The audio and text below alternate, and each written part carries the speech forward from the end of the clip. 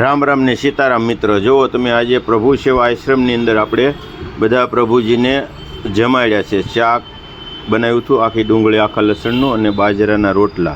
તમે જોઈ શકો છો બધા પ્રભુજી મસ્ત જમી રહ્યા છે. જુઓ મસ્ત જમી રહ્યા. બાજરાના રોટલા હતા, ભાખરી હતી, રોટલી હતી અને આખી ડુંગળી, આખા લસણનું શાક, છાશ, પાપડ, સલાડ બધા પ્રભુજીને આનંદથી જમાડ્યા છે. તો દોસ્તો તમે પણ આવી શકો, પ્રભુજીને જમાડવા માટે આવો. તમે પણ જમો. કોઈનો જન્મદિવસ હોય, કોઈને મરણતિથિ, પુણ્યતિથિ જે કાંઈ હોય તમે આશ્રમની અંદર ઉજવી શકો છો.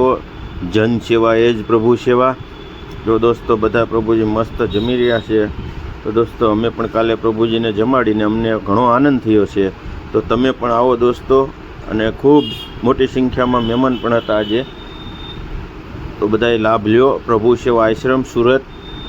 જુઓ તમે જન સેવા, અમારે સૂર્યાભાઈ જો આંગળા છાંટે, એને ઠંડી વાગતીથી. જુઓ અમારે સૂર્યાભાઈ, જુઓ કોટ પહેરીને. તો તમે પણ આવો દોસ્તો પ્રભુ સેવા આશ્રમની અંદર. અમે પણ પ્રભુ સેવા આશ્રમમાં સેવા આપીએ છીએ.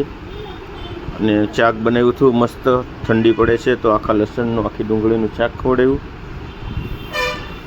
હા તો દોસ્તો જુઓ અમારે દીકીબેન, બધા પ્રભુજી મસ્ત જમી રહ્યા છે.